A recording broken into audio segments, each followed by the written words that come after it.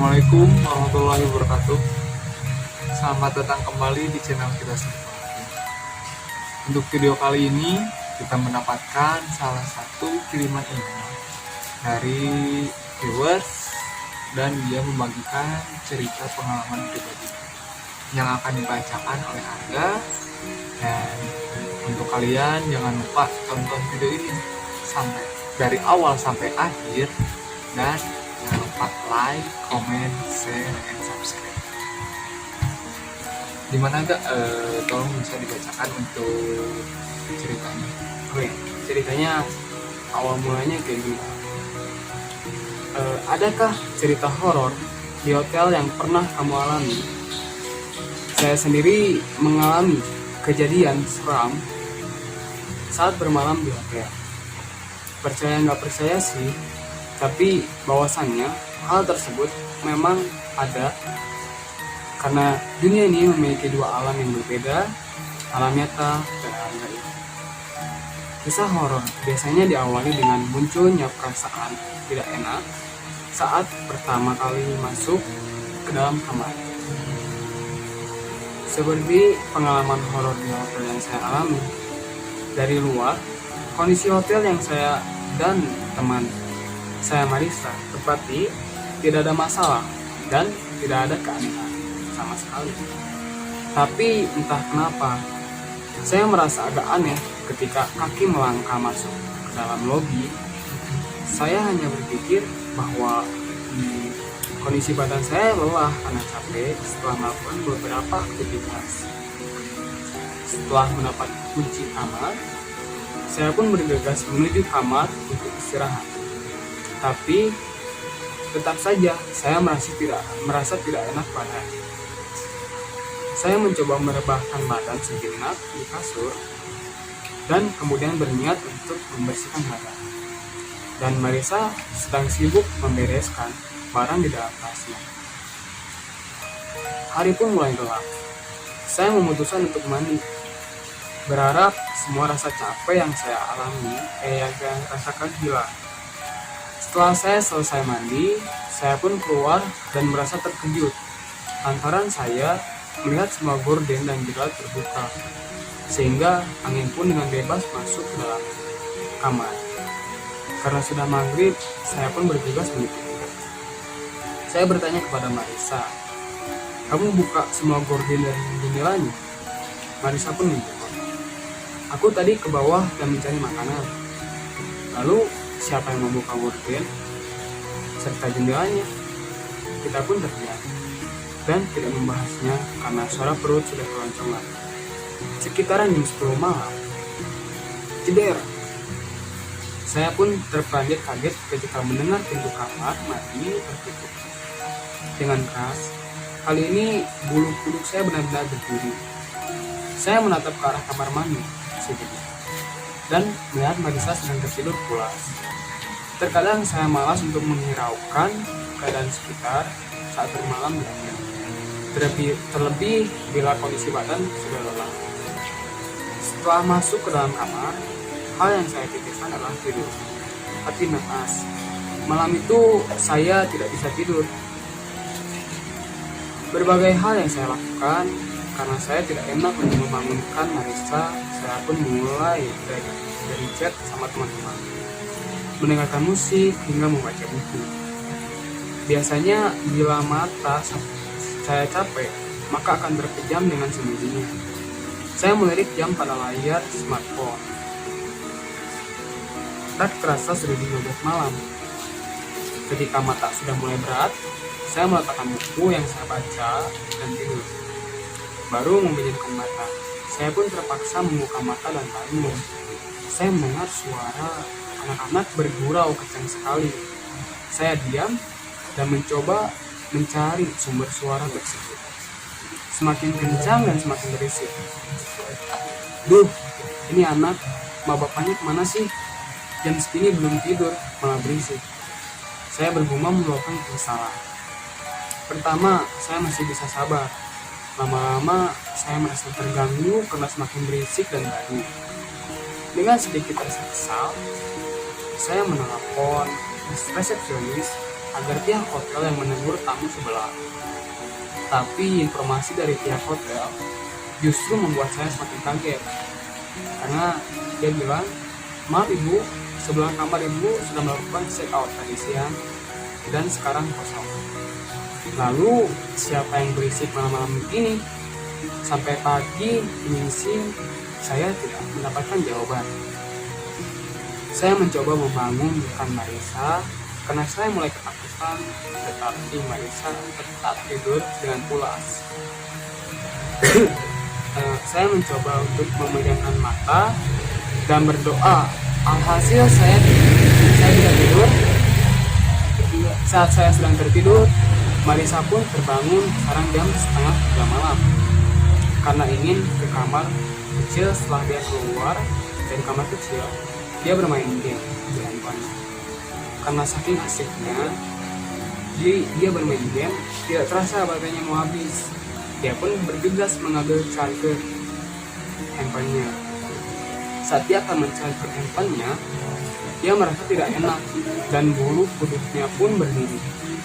Mencoba menghiraukannya, dia sambil memejamkan mata dan mulai terbahan di kasur samping saya.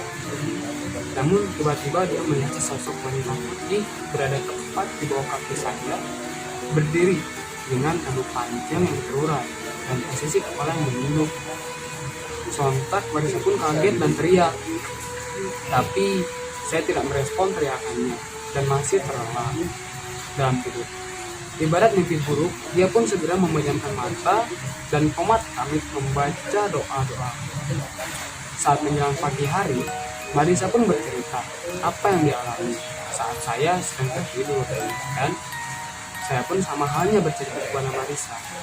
Malam itu seolah menjadi malam terburuk untuk Marisa, dan saya rasa aneh. Yang saya rasakan sejak menempati kamar tersebut pun terjawab juga. Jadi menurut AA, kesimpulannya apa? Ya, saya tangkap dari cerita ini ya guys. Jadi dua orang perempuan ini sedang mengunjungi hotel. Jadi, mereka beristirahat karena mereka sudah melakukan aktivitas di pagi hari sampai siang harinya, dengan mungkin ya sampai dia bilang itu sangat capek. Dan pada saat akan masuk ke lobi hotel,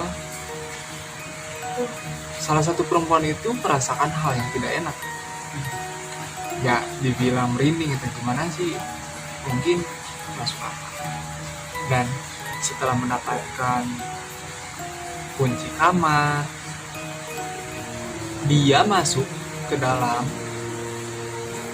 lalu melihat sekeliling. Tidak terasa menjelang maghrib, ya dia mencoba untuk ibaratnya tuh ya mandi. Dia itu membersihkan badan, mandi. Saat selesai mandi, ternyata dia melihat semua gorden dan jendela terbuka.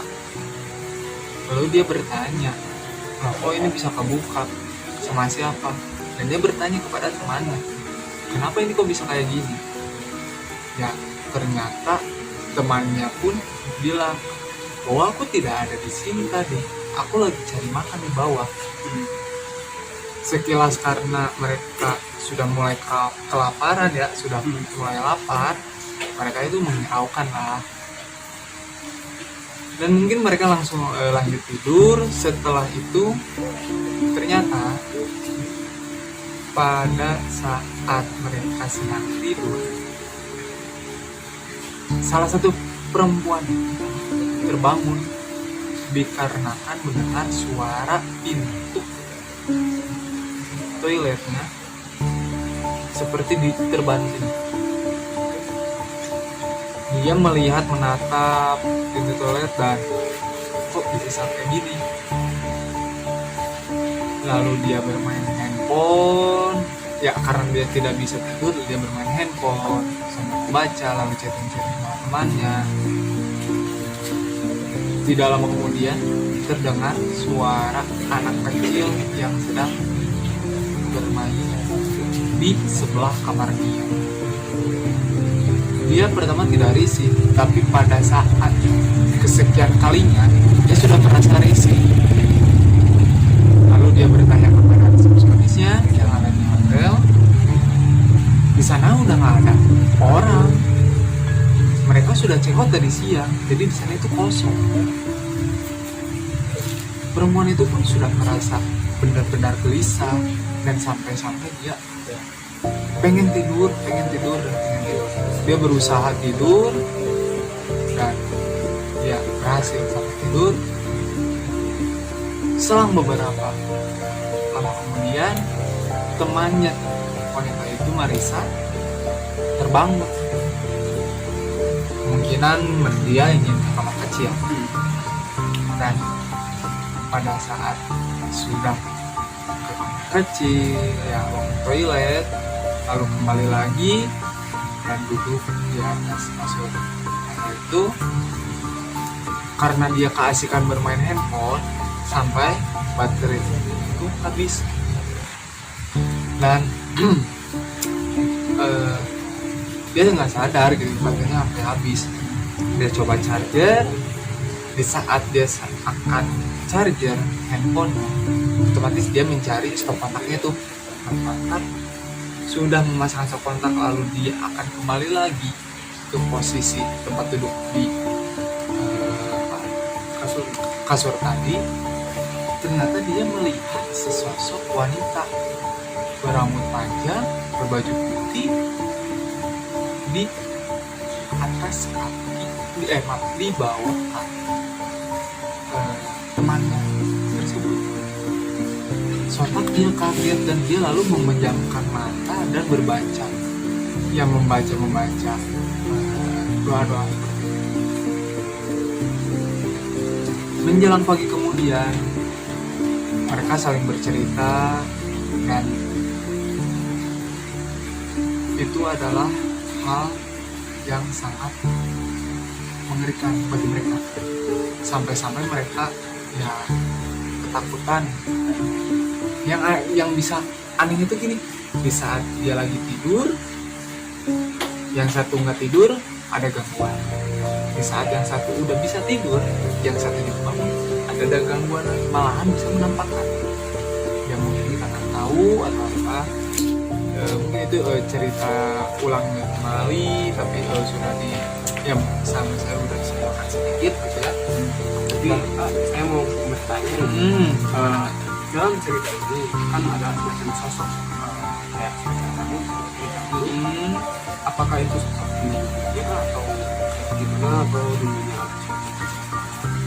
Ya ada kemungkinan sih kalau misalkan melihat dari cerita ini itu adalah kayak dari suara anak kecil, dari mana itu ya mungkin itu kan mungkin ya kalau misalkan kita ambil hikmahnya, mau dimanapun kita berada, kita bolehlah sapa mereka, salam kepada mereka juga, karena kan kita tidak tahu di situ ada siapa, apakah ada penunggu atau tidak. Dan untuk kalian nih guys, barangkali atau mempunyai cerita horor yang nanti kita akan review kembali dan bacakan kembali ceritanya, bisa kalian kirimkan ke email kita itu sleepwalkingchannel@gmail.com ataupun ke Instagram kita yaitu di @sleepwalkingchannel. Sekian dari video ini, dan jangan lupa nih guys untuk kalian like, comment, share, dan subscribe. Share juga ya pada teman-teman kalian. Dan untuk video ini terakhir, hororkan harimu.